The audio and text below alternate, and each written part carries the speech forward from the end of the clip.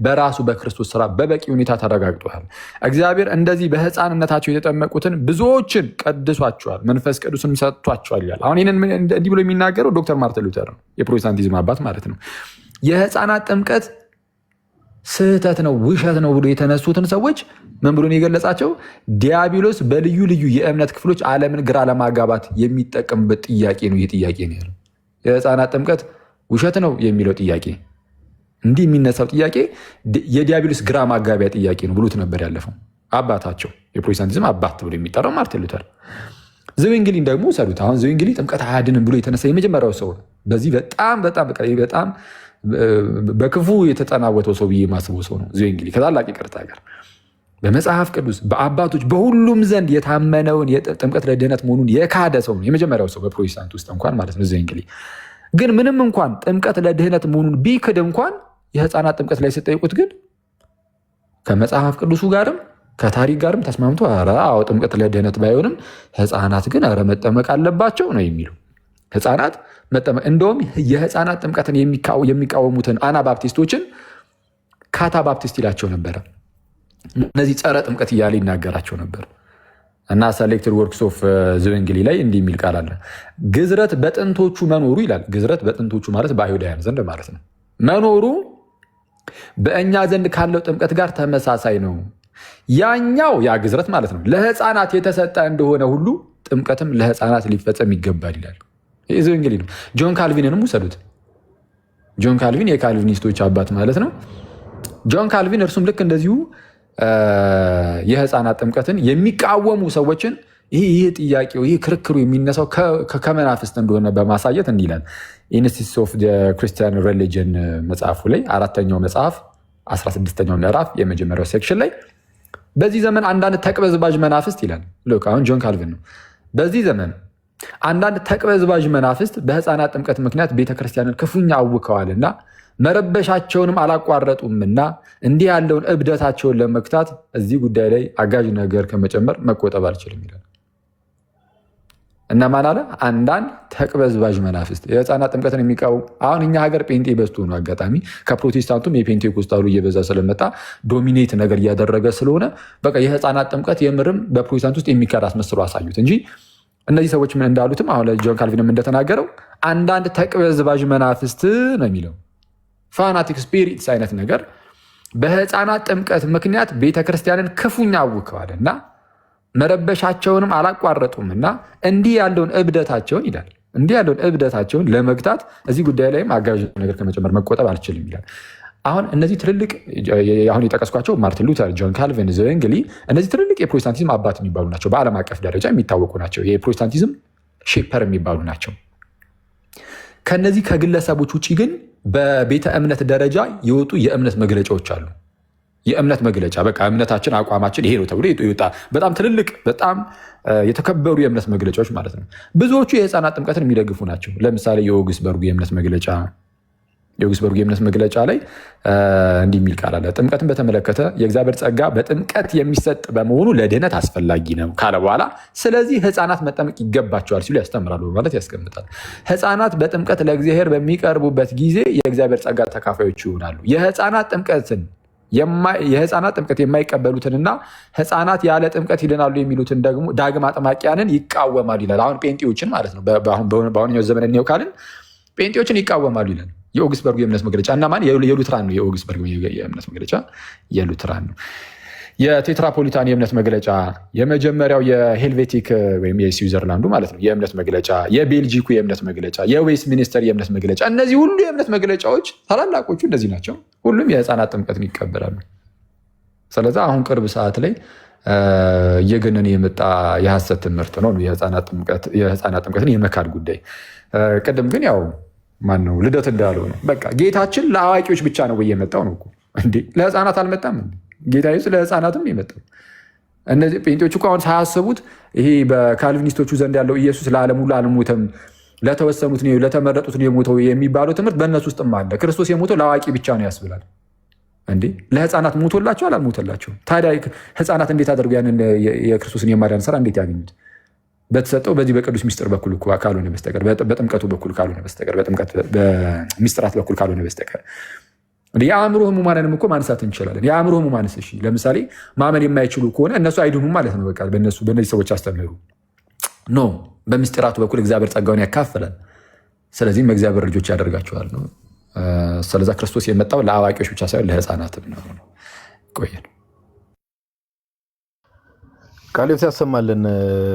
አኪ ወንድማችን አኪ ያደረገው ምንድነው? ታች ያላችሁ ሰዎች ያስተዋላችሁ ሰዎች ኢቨን ዋናዎቹ ፕሮቴስታንት ሼፐሮች ወይ እነዚህ ማጅስትሪያል ሪፎርመርስ የሚባሉ አሉና በእነሱ ዘንድ ሁላ የህፃናት ጥምቀት ተቀባይነት እንደነበረው ኢቨን ሁላ የህፃናት ጥምቀትን የሚቃወሙ ሰዎችን አሁን በዚህ ዘመን ቢኖሩ እንደሚያወግዙ የተለያዩ ኮንፌሽኖችን አንስቶ ሲያሳየን ነበርና ያው ፕሮቴስታንቶች የእምነት ጀማሪያችሁን ብትመለከቱ መልካም ነው የአኪ የመጨረሻ መልእክት ጠቅለልስ አደረገውና እንደዛ ነው። ሜቢ ዮኒ የምትጨምረው ነገር ካለ ደለስ ጥላንተ ካልሆነ ወደ ጥቅሱን ድገምልን ስላሉኝ ጋዲ እሱን ልንገራቸው። ጥቅሱን ከመጀመሪያው ጀምሮ ከህፃናት ጥምቀት ጀምሮ ልንገራችሁ። ዘፍጥረት 17:9 እስከ 11 ያለው፣ ዘፍጥረት 17:24ም አለ፣ ዘፍጥረት 21:4 አለ፣ ኦሪት ዘሌዋውያን ምዕራፍ 12 ቁጥር 1 አለ፣ ሉቃስ 18:16፣ የሐዋርያት ሥራ ምዕራፍ 2 ቁጥር 39፣ ሐዋርያት ሥራ ምዕራፍ 16 ቁጥር 14 እስከ 15፣ አንደኛ ቆሮንቶስ ምዕራፍ 10 ከቁጥር 1 ጀምሮ፣ ገላትያ 3:27፣ ዮሐንስ 3:5። እነዚህ ናቸው ጥቅሶቹ። ቤተሰብ ተባረኩልኝ። እሺ ዮኒ እናመሰግናለን።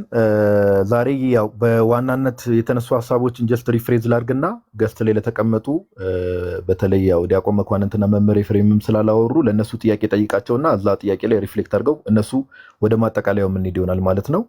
ታች ያላችሁ ሰዎች ዛሬ ምንድን የተማማርነው ከተባለ ጠቅለል ባለ መልኩ ዮኒ ጋም ሌሊት ስለሆነ ኦልሞስት 2 ሰዓት ሆኖናል ትምህርቱንም ከጀመርንና ጥምቀት ለድነት ነው ወይስ አይደለም፣ ጥምቀት ጸጋን ያሰጣል ወይስ አያሰጥም የሚሉ ነገሮችን በሰፊው በመጽሐፍ ቅዱስ በደንብ ተማምረናል። በሰፊው ኢንክሉዲንግ ኢንፋንት ባፕቲዝም የህፃናት ጥምቀትንም ጨምሮና በጣም ብዙ ማስረጃዎች በወንድሞች ቀርበዋል። ብዙ ትንተናዎች፣ ብዙ ማብራሪያዎች ተሰጥተዋልና ማብራሪያ የሰጣችሁን ያስተማራችሁን ወንድሞች ሁላችሁንም ቃለ ሕይወት ያሰማልን ማለት ፈልጋለሁ። ወንድማችን ዮኒንም እናመሰግናለን። 4000 ምናምን ሰው ቁጭ ብሎ የእግዚአብሔርን ቃል እንዲማር ምክንያት ስለሆንክም እናመሰግናለን። እግዚአብሔር ያክብርልን። አሁን ጥያቄዎች ጠይቃለሁ።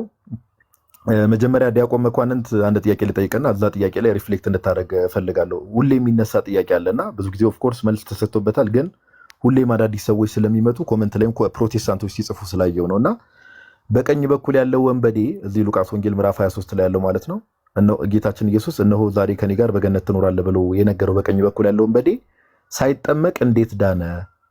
በእምነት ብቻ ነው የዳነው ብለው ጥምቀት ለድነት አይደለም የሚለውን ትምህርት ለመቃወም ያነሳሉና ይሄንን ክፍል እንዴት ነው እኛ ኦርቶዶክሳውያን የምንረዳው? ለዚህ ጥያቄ ምንድነው መልሳችን? ዲያቆን መኳንንት ወደ አንተ ልምጣ። እሺ እግዚአብሔር ይስጥልን፣ ቃሉት ያሰማልን። ሁላችሁ ዮኒም እግዚአብሔር ያክብርልን። በጣም ይሄ ሁሉ ህዝብ ተሰብስቦ መማሩ ለእኛ ትልቅ ነገር ነው። በነገራችን ላይ በአንድም በሌላም እና የተነሳው ጥያቄ አለ።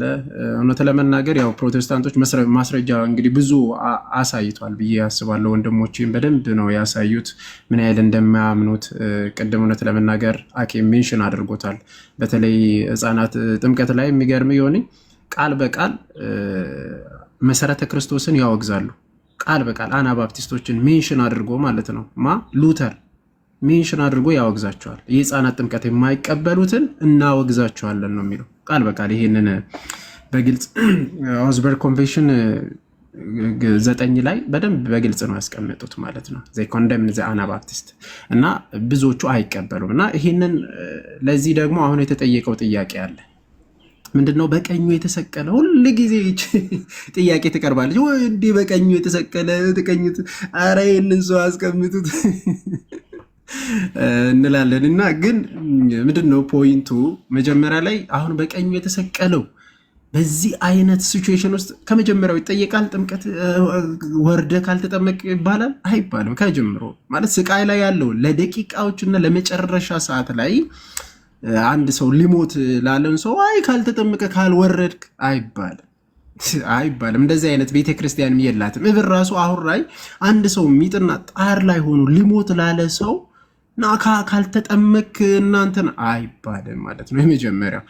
ወደ ሁለተኛው ነጥብ ስንሄድ አሁን ጌታችን ኢየሱስ ክርስቶስ ጥምቀትን ሰጥቷል።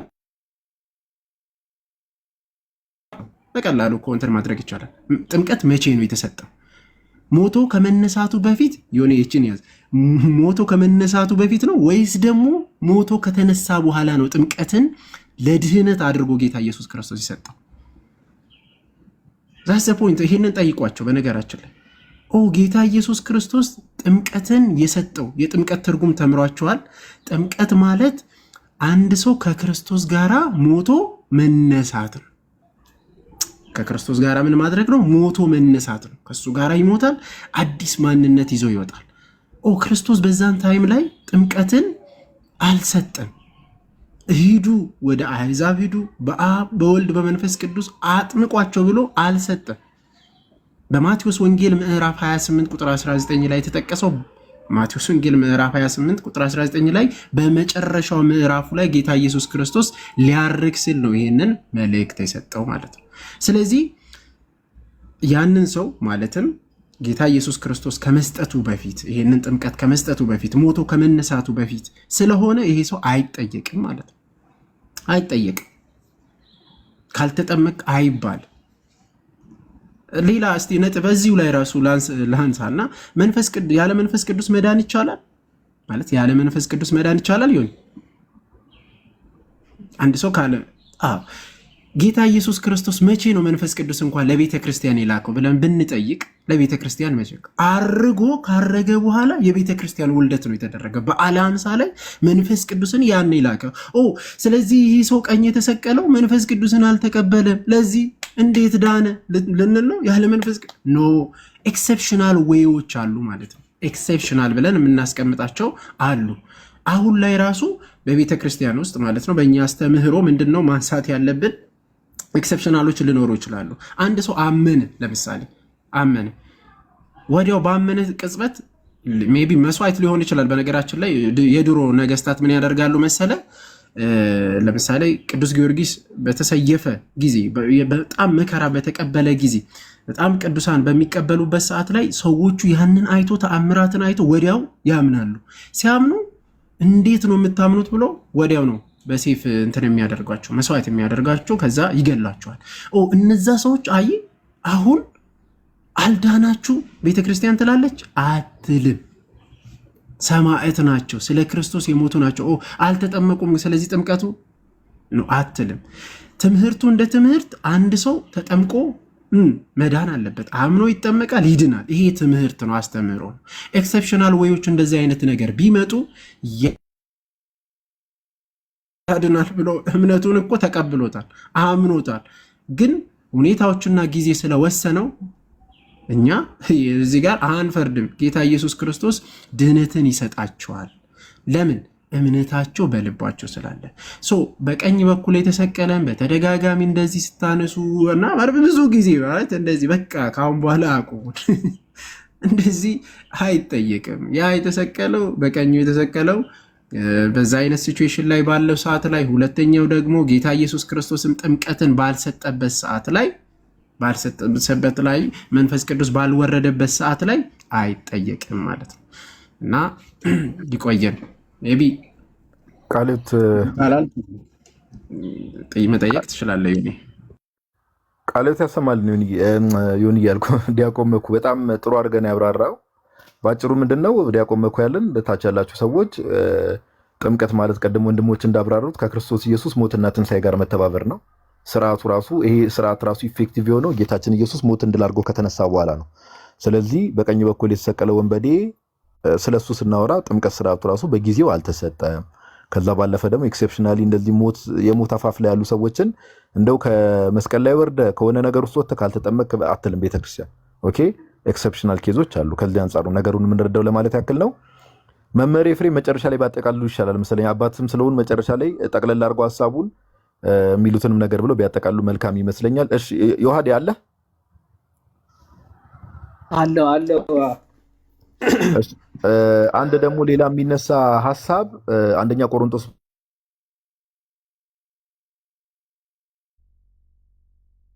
ምዕራፍ ይቅርታ እኔ ጋ ነው ስልክ ገብቶብኝ ነበር። ይሰማል ድምጼ?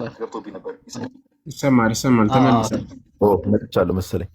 እና አንደኛ ቆሮንቶስ ምዕራፍ 1 ቁጥር 17 ላይ ብዙ ጊዜ ያው ጥምቀት ለድነት አይደለም ብዙም አስፈላጊ አይደለም ለማለት ሐዋርያው ቅዱስ ጳውሎስ የተናገረውን አንድ ቃል ይናገራሉ። አንደኛ ቆሮንቶስ ምዕራፍ 1 ቁጥር 17 ላይ ክርስቶስ ላጠምቅ አላከኝም ወንጌል ልሰብክ እንጂ ብሎ ቅዱስ ጳውሎስ ተናግረዋል። እና ይህንን ነገር እስቲ ከክፍሉ አንጻር ኮንቴክስቱን ጠብቀን እንዴት ነው የምንረዳው? ክፍሉስ የሚለው የምር ጥምቀት አስፈላጊ አይደለም እያለ ነው ወይ ቅዱስ ጳውሎስ የሚለውን ነገር ዮሐዴ ሀሳብ ስጥበት። ኦኬ እሺ፣ ሁላችሁንም ቃል ያሰማልን። ያው በአጭሩ እንትን ለማለት ብዙ ጊዜ አውዱን ያላነበቡ ሰዎች ስለሆነ ይችን ክፍል ዝም ብለው የሚጠቅሷት በአጭሩ ክፍሉን ብቻ ካነበበ ሰው ራሱ ሊመልሰው ራሱ የሚችል ሀሳብ ነው። እንደውም ሰው ምን ያክል ጥምቀት ድህነትን እንደሚሰጥ ወይም ደግሞ ጥምቀት ራሱ ለድህነት መሆኑ የሚናገር ክፍል እንደሆነ የሚረዳበት ክፍል ነው። አንደኛ ቆሮንቶስ ምዕራፍ 17 ከመድረሳችን በፊት ከላይ ጀምረን ከ13 ጀምሮ ማንበብ የግድ ያስፈልጋል። ማለት አንደኛ ቆሮንቶስ ምዕራፍ 1 ከቁጥር 13 ምን ብሎ ይጀምራል? ክርስቶስ ተከፍሏልን? ጳውሎስስ ስለ እናንተ ተሰቀለን? ወይስ በጳውሎስ ስም ተጠመቃችሁን? ብሎ ነው የሚጀምረው። ይሄን ያላቸው ከምን አንጻር ነው? አስቀድሞ ቁጥር 12 ላይ በቆሮንቶስ ክርስቲያኖች መካከል መከፋፈል ተጀመረ። መከፋፈል ተጀመረ። እኔ የጳውሎስ ነኝ፣ እኔ የኬፋ ነኝ፣ እኔ አጵሎስ ነኝ እያሉ መከፋፈል ጀመሩ። ኦኬ። ስለዚህ ሐዋርያው ቅዱስ ጳውሎስ ምን አለ? ይህንም አንዳንዶቹ የጳውሎስ አንዳንዶቹ የኬፋ እኔ ደግሞ የአጵሎስ ነኝ ማለት ሲጀምሩ እንዴት የጳውሎስ ትላላችሁ? እንዴት የአጵሎስ ትላላችሁ? እንዴት የኬፋ ነን ትላላችሁ? ይልና ምክንያቱም ክርስቶስ ተከፍሏል ወይ? አልተከፈለም። ጳውሎስስ ስለ እናንተ ተሰቅሏል ወይ ይላል።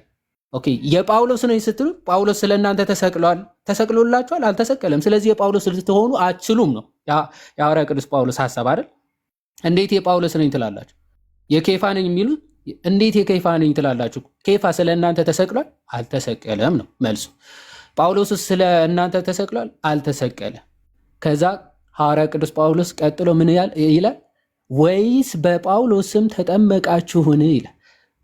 ኦኬ፣ በጳውሎስ ስምስ ተጠምቃችኋል? አይደለም፣ በክርስቶስ ኢየሱስ ስም ነው የተጠመቅነው። ለምን? የክርስቶስ ልንሆን በክርስቶስ ስም ወይም ደግሞ በክርስቶስ የምንጠመቀው ጥምቀት የክርስቶስ የሚያደርገን ነው። ስለዚህ በክርስቶስ ስም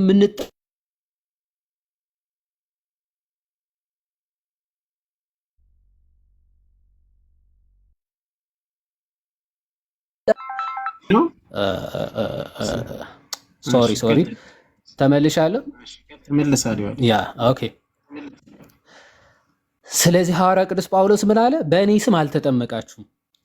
በእኔ ስም ብትጠመቁ አዎ የእኔ ትሆኑ ነበር። ጥምቀቱ ግን በክርስቶስ። ስለዚህ የክርስቶስ ናችሁ ነው። ክርስቶስ ነው ለእናንተ የተሰቀለው አደለ? ቀደም ምን ብለን ነበረ? ሮሚ ምዕራፍ 6 ከክርስቶስ ሞት፣ ከክርስቶስ ስቅለት፣ ከክርስቶስ ትንሣኤ ጋር አንድ የምንሆነው በጥምቀት ነው ብሏል አደለ ሐዋርያ ቅዱስ ጳውሎስ። ስለዚህ ክርስቶስ ለእናንተ ነው የተሰቀለው። ክርስቶስ ነው ለእናንተ የተሰቀለው። ስለዚህ በክርስቶስም ነው የምትጠመቁት። ከክርስቶስ ጋር ነው አንድ የምትሆኑት። ስለዚህ የማናችሁ ነው? የክርስቶስ ናችሁ። በጥምቀት የክርስቶስ ነው የምትሆኑት። ልክ ማቴዎስ ወንጌል ምዕራፍ 28 ከቁጥር 19 ላይ በግልጽ ክርስቶስ ምን አለ ለሐዋርያቶቹ ሲያዛቸው? እመለሳለሁ ወደዚህ ክፍል። ማቴዎስ 28 19 ላይ በግልጽ ሲናገር እንግዲህ ሂዱና አሕዛብን ሁሉ በአብ በወልድና በመንፈስ ቅዱስ ስም እያጠመቃችኋቸው ያዘዝኳችሁን ሁሉ እንዲጠብቁ እያስተማራችኋቸው አለ ደቀ መዛሙርት አድርጓቸው ይላል። ደቀ መዝሙር ማለት የክርስቶስ መሆን ማለት ነው። ይህ በተለያዩ የመጽሐፍ ቅዱስ ክፍሎች የኔ ደቀ መዝሙር ለመሆን የሚፈልግ ብሎ ማቴዎስ ወንጌል የሚገልጸውን፣ ሉቃስ ደግሞ የእኔ ሊሆን የሚወድ ቢኖር ኦኬ መስቀሉን ተሸክሞ ይከተለኛል። ደቀ መዝሙር የክርስቶስ መሆን ማለት ነው። ስለዚህ በምን እያጠመቃችሁ ደቀ መዛሙርት ያድርጓቸው እንዳለ በእኔ ስም ወይም በጳውሎስ ስም ተጠመቃችሁን ብሎ ሲናገር የተጠመቃችሁት በእኔ እስካልሆነ ድረስ እኔ ለእናንተ እስካልተሰቀልኩኝ ድረስ የእኔ ልትሆኑ አትችሉም ብሎ ሐዋርያ ቅዱስ ጳውሎስ ተናገረና ዝቅ ብሎ ምን አለ 14 ላይ በስሜ እንደተጠመቃችሁ ማንም እንዳይል። ኦኬ በጳውሎስ ስም ተጠመቅን ማንም እንዳይል ከቀርስጶስ እና ከጋይዮስ በቀር ከእናንተ አንድ እንኳን ስላላጠመቅሁ እግዚአብሔርን አመሰግናለሁ። አሁን በጣም ብዙ ሰው አሁን እኮ ባይዘ ባጠመቋቸው ሰዎች ምክንያት እኮ አሁን ጳውሎስ አጠመቃ ኬፋ ሲያጠምቃቸው ያጠመቀን እሱ ነው ስለዚህ እሱ ነን የሚል ሐሳብ ይዘው ነው እንደዛ የተከፋፈሉ። ስለዚህ ሐዋርያ ቅዱስ ጳውሎስ ምን አለ? እኔ ከቀርስጶስና ከጋይዮስ በስተቀር ሌላ እንኳን አላጠመቅኩም። ስላላጠመቅኩ እግዚአብሔርን አመሰግናለሁ። ብዙ አጥምቄ ቢሆን ብዙዎቹ የጳውሎስ ነን ብለው እንትን የተሳሳተ መረዳት ውስጥ በገቡ ነበር ማለት። ስለዚህ ብዙ ሰው ባለማጥመቄ እግዚአብሔርን አመሰግናለሁ ይልና የእስጢፋኖስንም ቤተሰቦች ደግሞ አጥምቄያለሁ፣ ጨምሬ ሌላ አጥምቄ እንደሆነ አላውቅም ይላል። ስለዚህ ሌላ ብዙ አጥምቄ እንደሆነ አላውቅም ሐዋርያ ቅዱስ ጳውሎስ ጥቂት ነው ያጠመቅኩት ማለት ጥቂት ነው ያጠመቅኩት።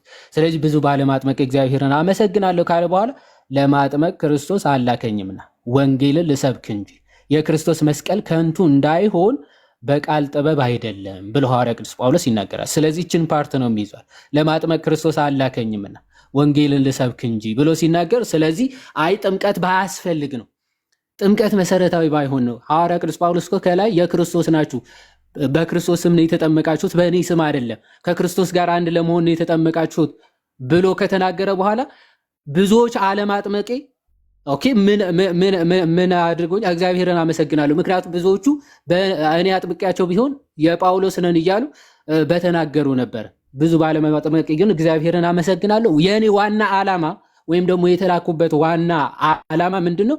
ወንጌልን እንድሰብክ ነው። ባይዘዌ ትልቁ ዓላማ ሰውን ማሳመን ነው። ከዛ በኋላ ማጥመቅ ባይዘዌ ክህነት ነው የሚያስፈልገው፣ ወይም ደግሞ ካህናት የሆኑ ከእሱ ስር ያሉ ያጠምቃሉ። የክህነት ስልጣን ካለው ያጠምቃል። ሰው ግን ማሳመን ትልቁ ኃላፊነት ነው። ለዛን ሐዋርያ ቅዱስ ጳውሎስ ክርስቶስ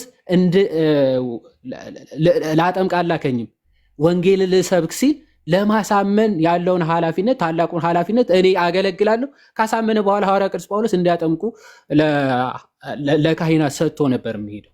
ከዛ አንጻር የተነገረ እንጂ በጭራሽ ጥምቀት ለድህነት አያስፈልግም ሊል አይችልም። ምክንያቱም ሐዋርያ ቅዱስ ጳውሎስ ራሱ የዳነው በጥምቀት ስለሆነ ራሱ የዳነበትን ጥምቀት ለድህነት አይደለም ሊል ይችላል። ራሱ የዳነው እኮ በጥምቀት ነው። ሐዋርያት ሥራ ምዕራፍ 22 ከቁጥር 16 እችን ብቻ ተናግሬ ሰዓት ለመቆጠብ ወደ ሌሎች ወንድሞች እንሄዳለን። ሐዋርያት ሥራ ምዕራፍ 22 ከቁጥር 8 ጀምሮ ክርስቶስ እንግዲህ ሐዋርያ ቅዱስ ጳውሎስን የጠራው ያገኘው ክርስቶስ ራሱ ነው። ኦኬ ምን ላድርግ ብሎ ክርስቶስን የጠየቀው ሐዋርያ ቅዱስ ጳውሎስ ቀጥታ በክርስቶስ ያመነ በክርስቶስ ትምህርት የተገለጠለት ታላቅ አባት ነው። ክርስቶስን ማግኘቱና ኦኬ ከክርስቶስ ጋር ተገናኝቶ መገለጡ ግን የኃጢአት ስርየትን መዳንን አላስገኘለት። ይህንን ያገኘው መቼ ነው? ምን ላድርግ ብሎ ክርስቶስን ሲጠይቀው ወደ ደማስቆ ሄደ፣ ሐናንያ የሚባል ሰው ታገኛለህ። ኦኬ አመነ። ስለዚህ ትልቁ ኃላፊነት ክህነት ያለው ሰው ጋር ሄዶ መጠመቅ ነው። ኦኬ ልክ ሐዋርያ ቅዱስ ጳውሎስ እንዳለ ያሳምናል ሐዋርያ ቅዱስ ጳውሎስ። ከዛ በኋላ ካህናት ያጠምቃሉ። ልክ ጌታችን ሐዋርያ ቅዱስ ጳውሎስን አሳመነው። ከዛ ግን ወዴት ነው የሚልከው? ወደ ካህን ወደ ሐናንያ ማለት ዘንድ ቁጥር 16 ላይ ምን ይላል? አምኖ ከተመለሰ በኋላ ሐናንያ ምን ይለዋል? አሁንስ ለምን ትዘገያለህ? ተነሳና ስሙን እየጠራህ ተጠመቅ፣ ከኃጢአትህም ታጠብ ይላል። ሐዋርያ ቅዱስ ጳውሎስ ከኃጢአቱ የታጠበው ተነስቶ ሲጠመቅ ነው ማለት። ሳይጠመቅ በፊት የኃጢአት ስርየት አላገኘም። ስለዚህ ምን አለው ሐናንያ? ተነሳ ስሙን እየጠራህ ተጠመቅ፣ ከኃጢአትህም ታጠባል። ስለዚህ ጳውሎስ የኃጢአት ስርየትን ያገኘበት እንደው አስፈላጊ አይደለም፣ ለድህነት አስፈላጊ አይደለም ጥምቀት ብሎ በጭራሽ ሊናገር አይችልም። ወስብሐት ለእግዚአብሔር።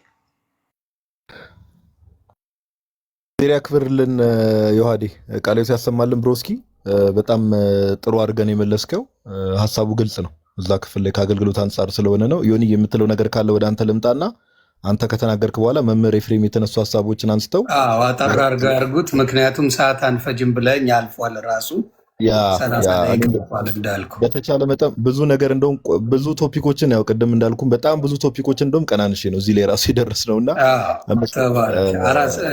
3 ሰዓት ተጠቅመናል። ስለዚህ የማቴዎስ ወንጌል ምዕራፍ 28 ቁጥር 19 አጠር አድርገው በ5 ደቂቃ ውስጥ ቢጨርሱልኝ ደስ ይለኛል። አንደኛ ቆሮንቶስ ምዕራፍ 1 ቁጥር 17 አለ። እንዲሁም ቁጥር 1 ከ13 እስከ 17 ይቅርታ፣ ማቴዎስ 28 ቀደም ብየዋለሁ 19 አለ። የሐዋርያት ሥራ ምዕራፍ 22 ቁጥር 8 ጀምሮ እኔ ያለው ይሄ ነው። እንግዲህ ተባረኩልኝ። እሺ ዮኒዬ እናመሰግናለን፣ እግዚአብሔር ያክብርልን።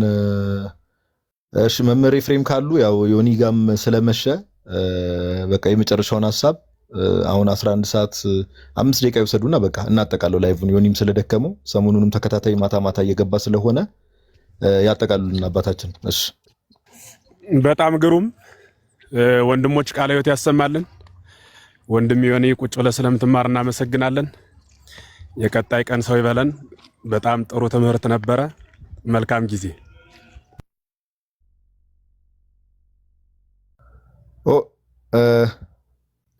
አልሰሙኝ መምህር ሜቢ ቢያጠቃሉ 1-5 ደቂቃ ወስደው ነበር። ዮኒም እንደዛ ነበር ያለው መምህር ኤፍሬም። አይ ሰዓቱም ስለሄደ ትምህርቱም ተገልጿል። ነገ ሐሳብ ሰጣል። በዛሬው ይበቃል ሰዓት። እሺ በቃ እንደዛ ከሆነ መልካም። ሁላችሁም ወንድሞች ቃለ ሕይወት ያሰማልን። ዮኒ ሜቢ ለማሰረጊያ ያክል በቃ አንድ መዝሙር ሜቢ አንተ ያስተዋልከውንም ነገር የምትለው ካለ፣ ካልሆነ ደግሞ አንድ መዝሙር ክፈትና በቃ በመዝሙር እናሳረገው ፕሮግራሙን። ያ ደስ እንዳ እኔ ምንድነው እግዚአብሔር ይባርካችሁ። በመጀመሪያ ደረጃ ጥምቀት የማያድን ከሆነ ለምን ይጠመቃሉ? ትልቁ ጥያቄ ነው። ጥምቀት የማያስፈልግ ከሆነ ሕፃን ሆንክ አዋቂ ሆንክ ምን ያስፈልጋል? ድኛለሁ ላለ ሰው ጥምቀትም ሆነ ሌላ ነገሩ ኤክስትራ። ስለዚህ ላልዳንን ሰዎች እንጂ ጥምቀቱም ቅዱስ ቁርባኑም ለዳነ ሰው ምንም የሚያስፈልገው ነገር የለም እና ለምን እንደሚያደርጉት ራሱ ግራ ይገባኛል። ትርፍ ነገር ነው። እነሱ እንደ ትርፍ ነገር የሚታይ አድርገው ነበር እና ከመዳን ጋር የተያያዘ በመሆኑ ትላንትም ዛሬም በደንብ አድርጌ እያዳመጥኩኝ እየተማርኩ ነበር እና ካያችሁ እኔ ካለሁበት ላይ እዛ ቁጭ በምልበት ሰዓት የፈረደበት ድርሳንና ገድል ይነበባል። ቁጭ ብለን እዛ እየተሳሳቅን ስለሱ አውርተን ነው የምንሄደው እንጂ ወንጌልን ቁጭ አድርጎ መማርን የትም ቤት ብትሄዱ አታመጡ። ሁልጊዜ ብታዩን ዛሬ ስንማር፣ ትላንትም ስንማር፣ ከዛ በፊትም ስንማር፣ ከትላንት ወዲያም ካያችሁ ትምህርታዊ ነገር ትምህርቶች እንጂ ፎከስ የተደረገው ሞር እንደዚህ ናቸው የሚለው ላይ ስላልሆነ ትምህርቱ እየገባኝ 3 ቀን ባልሞላው ጊዜ ውስጥ ትልልቅ የወንጌል ትልቅ የተባሉትን ወንጌላት እየተማርኩ ነው እና እጅግ በዛ ደስ ብሎኛል። እንዳልኳችሁ እዛ በነበረው አሁንም ሄዳችሁ ማየት ትችላላችሁ። ወንጌል ሳይሆን ድርሳንና ገድል የሆነ ይጠቀሳል። ከሱ ይሳሳቃሉ። ሲሰዳደብ ሲሾፍ ቪዲዮ ሲታይ ይዋላል። ወንጌል የሚባል የለም። አለቀ። ይሄን ያለው። ስለዚህ እሱን ነው። እግዚአብሔር ይባርካችሁ። በማስረጃ አርጋችሁ በመጽሐፍ ቅዱስ አርጋችሁ ስላደርጋችሁልኝ እግዚአብሔር በጣም አመሰግናለሁ። ነገና ከነገ ወዲያ አርፈን መልሰን ብንገናኝ ጥሩ ነው ብዬ አስባለሁ። ለእናንተም ለእኔም ጊዜ እንትን ስለሚል ወደ መዝሙር ልሄድና እናንተ የፈቀዳችሁትን መዝሙር አድርጌ ዮኒ አቤት። ነገ ከሌለህስ በዚያው 1 ደቂቃ የሚሆን አንድ ጥቆማ ልስጥና ፈያታዊ ዘይማንን በተመለከተ ቅድም መኩ በደንብ ብሎታል። በእርግጥ በዋናነት ግን ለዘመናት በፕሮቴስታንቱ ዓለም የሚነሳ ጥያቄ ስለሆነ አንድ መረጃ መጨመር ፈልጌ ነው። በዘመነ ሐዲስ በሕይወተ ሥጋ ላለነው ጌታ ጥምቀትን ሲሰጥ በዘመነ ብሉይ ስጋቸው በመቃብር ነፍሳቸው በሲኦል ሊኖሩ ለነበሩት ሰዎች በየትኛው ጥምቀት ነው ወደ ገነት የመለሳቸው? ይሄ ጥያቄ ለፕሮቴስታንት ምክንያቱም ከክርስቶስ ጋር መተባበር ያልቻለ ከክርስቶስ ጋር አይኖርም። ከክርስቶስ ጋር ለመኖር ከክርስቶስ ጋር በጥምቀት መተባበር ደግሞ ግድ ከሆነ በዘመነ ብሉይ የነበሩት ሰዎች በየትኛው ጥምቀት ነው ክርስቶስ ጋር ህብረት ያደረጉት ነው? ለዚህ መልስ ያላት የኛ ቤተክርስቲያን ብቻ ናት። የማነ እድየ መጣው ክወሙ ወኮነቶሙ ጥምቀተ ቀኝ እጄን አሳየዋቸው እሷም ጥምቀት ሆነቻቸው ብላ የኛ ቤተክርስቲያን ታስተምራለች። እያልሁ ያለሁት ፈያታዊ ዘይማን በዘመነ ብሉይ እንደነበሩት አበው ቅጽበታዊ ድህነት ተፈጽሞለት መንግስተ ሰማያት ገባ ስለተባለ እኛም እንደዚያ ነው መግባት ያለብን ወይም ገነት ምንገባው እሱ በሄደበት ጎዳና ነው ብሎ መናገር እንደ ፈያታዊ ዘይማን መዳን የሚፈልግ ሰው ፈያታዊ ዘይማን ምንድነው? አንድ አባት እንዲያው አንድ ነገር ገርሞኝ ነው። በአህያ ተጭኖ የሆሳዕና ቀን ጌታ ዛሬ በአህያ ተጭኖ የገባበት ቀን ነው ወደ ኢየሩሳሌም ብሎ በአህያ ተጭኖ አንድ ወጣት አሳያቸው። አንተ ምንድነው ሲሉት የክርስቶስ ምሳሌ ሁኜ ይኸው በአህያ ተጭኜ እየመጣሁ ነው አላቸውና በጣም ጥሩ እስኪ ደግሞ ዓርብ ዕለት ተሰቅለህ አሳየን አሉትና ያን ቀን ያው ለመሰቀል ፈቃደኛ አይሆንም ማለት ነው። ለምን እንዲህ እንዳነሳሁላችሁ ገብቷችኋል? ፈያታዊ ዘይማን ድህነቱን ለመካፈል የሚጥር ሰው እንደሱ እስኪ በመስቀል ይሁንና ቅጽበታዊ ድህነት ያገኛል። መስቀል ላይ ሆኖ ይሰቀልና እኔ ፈያታዊ ዘይማን ነኝ ብሎ ማለት ድህነቱን ብቻ እየፈለጉ ስቅለቱን መጥላት ስለማይቻል ማለት ነው። ሁለቱን አብሮ እሱም ማስኬድ ነው ማለት ነው። ባጭሩ ግን ምን ማለት ፈልጌ ነው? ለአንድ ሰው የሚደረግ ታምራዊ የሆነ ቅጽበታዊ የሆነ ድህነት ለሁላችንም ሊደረግልን ይገባል ብሎ መመኘት። ለምሳሌ የበለዓም አህያ አፍ አውጥታ ተናገረች ይላል አይደል? አሁን የበለዓም አህያ አፍ አውጥታ ተናገረች ማለት ሌሎች አህያ በጠቅላላ ያወራሉ ማለት ነው። የቃነው ውሃ ወይን ሆነ ሲባል የኛ ሰፈር ውሃ ቧንቧው ወይን አልሆነ ውሃውም አልመጣ ብሎ ተቸግረናል። እና አንዴ ለአንዱ የሚደረገው ለሁሉ መሆን አለበት ብሎ መናገር ይሄ በቁም ማበድ ነውና የሙሴ በትር እባብ ሆናለች። የኛ ሰፈር ዱላ ዘላለሙን ዱላ ነው። ሌላም ብዙ ማንሳት እንችላለን። አንዴ ለአንዱ የሚደረገው ይሄ ሁሉ ለኔ ሊደረግልኝ ይገባል አይባልም። እኛ መሰረታዊ መዳኛ መስመር ተሰጥቶናል። ቅጽበታዊ በዳኑት ሳይሆን መሰረታዊ መዳኛ መስመር ተሰጥቷል። ያንን ይዞ መሄድ የክርስትና ሕይወት ነው ለማለት ነው። አመሰግናለሁ። እችን ልጨምር ብዬ ነው ከተነገረው ላይ።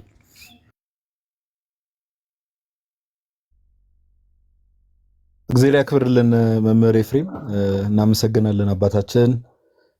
እሺ ዮኒ በቃ ወደ አንተ ልምጣና አንድ መዝሙር ይከፈትና አንተ ጋር ምሳሰል ይላል። ምንም ይል እዚህ ጋር አለ ጌታዬ ደም ግባት አልባ የሚል አለ። ነፍሴ ሆይ ይክፈት ነፍሴ ሆይ የሚለው እግዚአብሔርን እሺ የይልማ መዝሙር ጾም ላይም ስለሆነን ተባርከንበታልም እሺ ትምህርቱ እግዚአብሔርን ባርኪ ነው አይደል? ነፍሴ አገኘሁት።